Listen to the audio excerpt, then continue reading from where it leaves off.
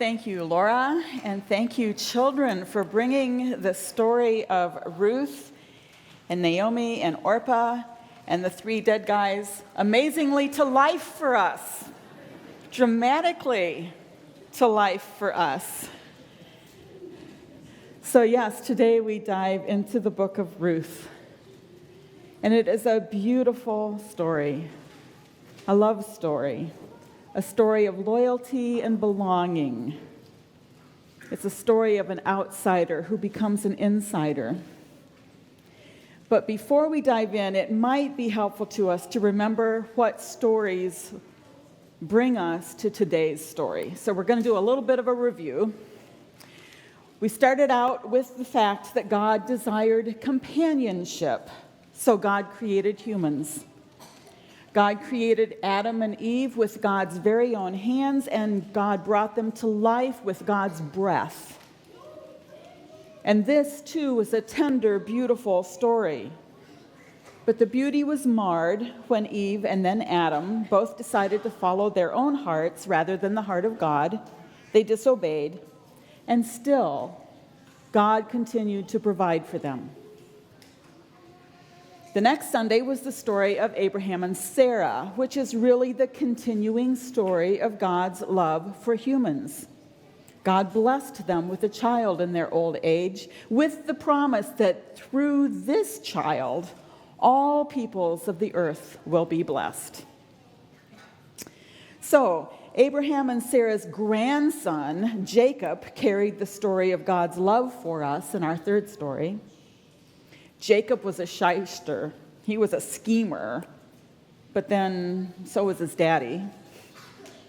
One night, Jacob spent the entire night in a wrestling match with God, and as he grabbed hold of God, he told God that he wouldn't let him go unless God blessed him. Well, God had already blessed Jacob, but God loves humans, even when we're shysters and schemers, so of course God blessed Jacob. Moses entered our narrative imperative on the fourth Sunday. Now, Moses was a descendant of Levi, Jacob's third son. So Moses was Abraham's great something grandson. God was creating a nation, descendants of Abraham. God's blessing of people is still alive and well and growing beyond Abraham to an entire nation now. And through this nation, all the world will be blessed. But first, Moses needed to leave these particular people out of slavery. And this was a seemingly impossible task, so God needed to use something equally impossible to get Moses' attention. And so God used a burning bush that didn't burn up. And Moses recognized that he was standing on holy ground. So Moses did lead those Israelite people out of slavery, but he couldn't have done it if God had not made it possible. The Israelites were safely away, but God knew that a people who had known only slavery would need some rules to live by.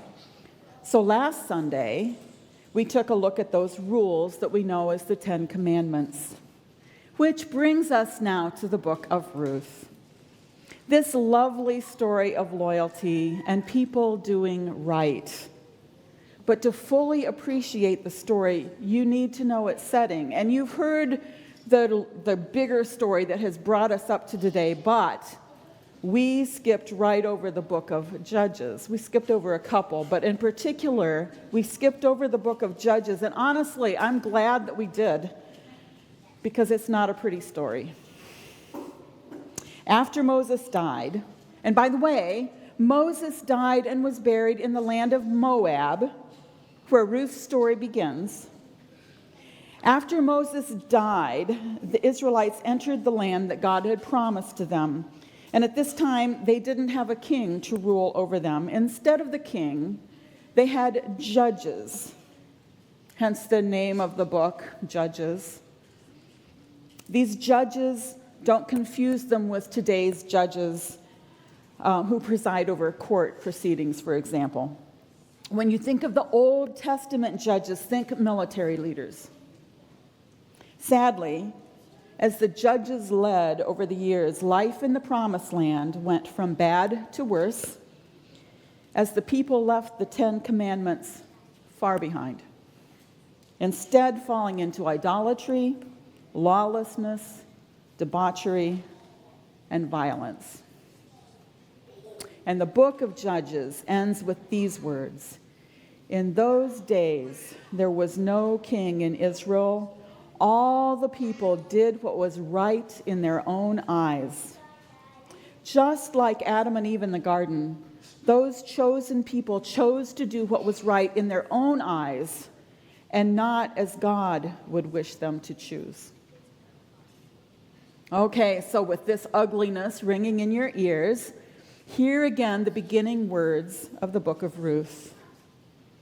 In the days when the judges ruled, there was a famine in the land, and a certain man of Bethlehem in Judah went to live in the country of Moab, he and his wife and 2 sons. So we learn that the man and wife are Elimelech and Naomi. They named their sons Mahlon and Chilion, and Amalek dies. Mahlon and Chilion found wives amongst the Moabites, and as was the custom, Naomi would have anticipated that her needs would be met by her sons, but then her sons died too. What is Naomi to do? The custom of the day was that if the woman's husband died and she had no sons to care for her, she would be cared for by her husband's male next of kin. Well, her family was not in Moab. Elimelech's family was not in Moab. She had no one. So she decided to make the trip back to Bethlehem of Judah. But wait, her daughters-in-law have no one to care for them either. Naomi starts out on the trip with both Orpah and Ruth, but along the way, Naomi rethinks the situation. Now, they've been a family together for 10 years. Naomi cares about these daughters-in-law. She doesn't really know what will become of her at the end of her journey. She can't care for her daughters-in-law when she doesn't know how she will care for herself. She thinks they will be better off returning to their Moabite families. Evidently, they've been in Naomi's family long enough that Naomi truly loves them and cares about them, and they care for her too. So she tenderly tells them to leave her. Return to your families. Orpah kisses her mother-in-law goodbye and leaves, but Ruth refuses to leave. Now this is a little bunny trail, but I need to say it. I think Orpah gets a bad rap. We praise Ruth for choosing to go with Naomi, but Orpah is the one who did exactly as Naomi had told her to do. We don't know what happened to Orpah because this is the last that we hear of her. But I like to think that God blessed Orpah too. She did the hard thing of leaving this woman that she loved, likely never to see her again, in order to obey Naomi. Both women made difficult decisions that day. I think it's possible that both chose rightly. Now, twice during this message, I am planning to ask you to take a little time to ponder something, and this is one of those 2 times.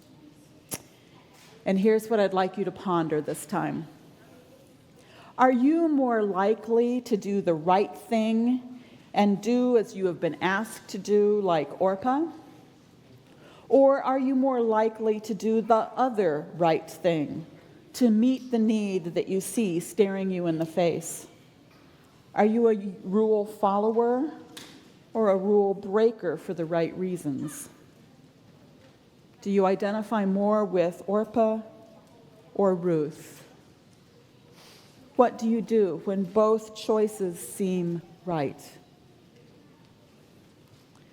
Let's take some time to ponder.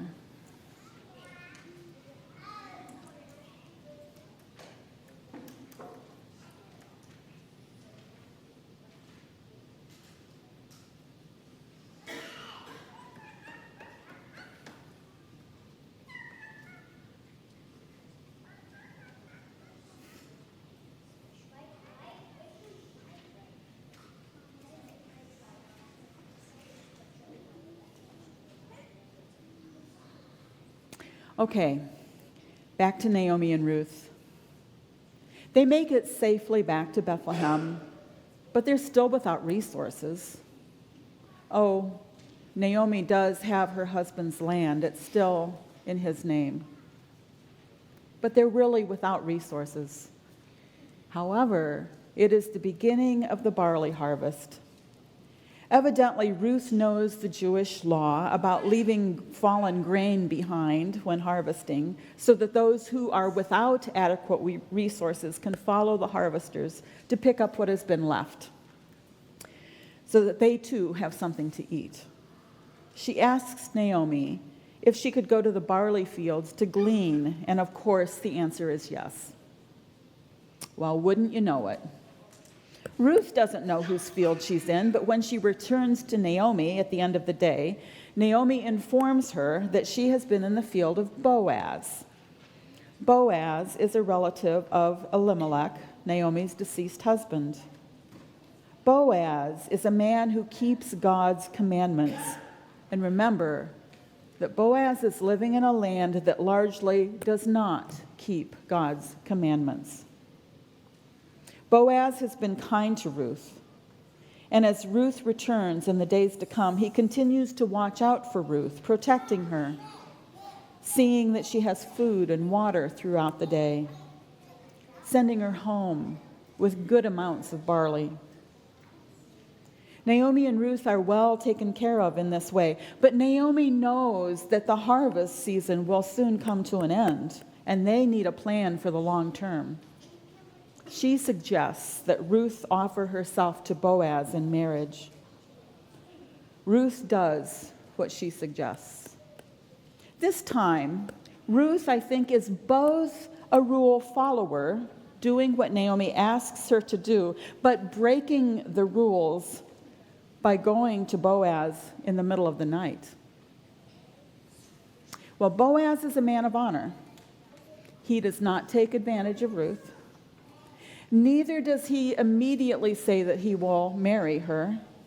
He knows the rules, which are that when a man dies and leaves behind a wife but no sons, that man's next of kin is to marry the widow and provide for her.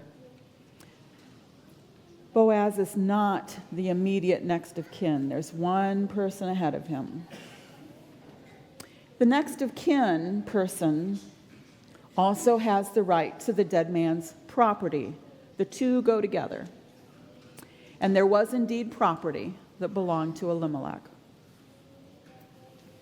So, Boaz goes to the one who is a closer relative than he. Boaz wastes no time. The next morning, Boaz goes to the marketplace, the proper place to make these kinds of transactions, so that the transaction can be witnessed. Boaz finds the one who is next of kin.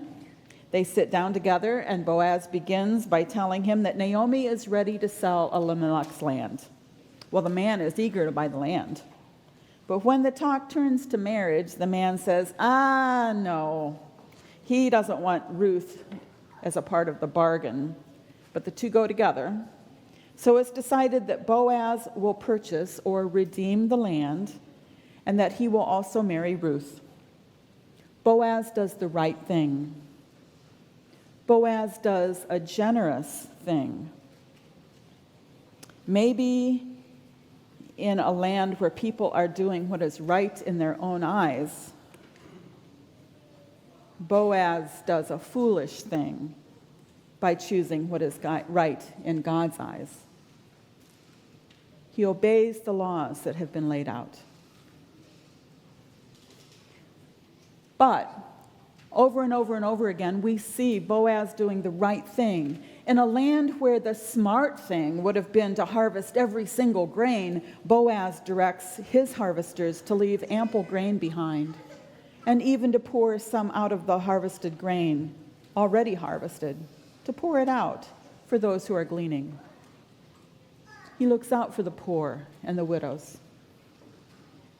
In a land where women are freely taken advantage of, Boaz orders his harvesters to leave the women alone. And he does not take advantage of Ruth, even when she offers herself to him. And he follows the laws as he approaches the one who had first rights on Naomi's land and Naomi's daughter-in-law. In a land where people are doing what is right in their own eyes, Boaz chooses to do right in God's eyes, in the way that he best understands it. So here's your second time of pondering. By the standards of his day, Boaz was foolishly generous with what he had. How easy is it for you to be foolishly generous? We no longer have laws that say that we should allow the poor to glean in our fields, or that we are to marry those who are widowed. But those of us who choose to follow Jesus do have a law that says we are to love the Lord our God with everything that we've got and to love our neighbors as ourselves. How easy is it for you to be foolishly generous in your love for the neighbor?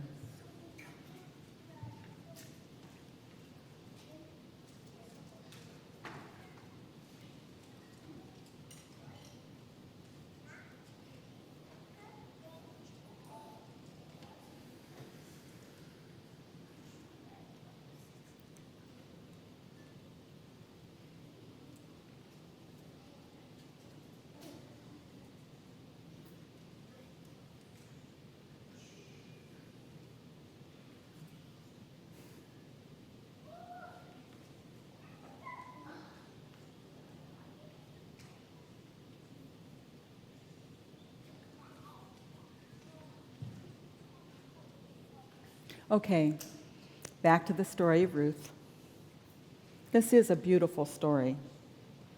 In the midst of horrible choices going on around them, this is a story of people making the right choices. It's a story full of at least one hero, Boaz, and several heroines, Naomi, Orpah, and Ruth. And this is a story that is a part of a much bigger story. This is a story of human choices and also of God's choices. This is a story of God choosing people even when people are making bad choices. This is a story of God's provisions, both physical necessity kinds of provisions and provision for a relationship between humans and God. Ruth and Boaz had a son together.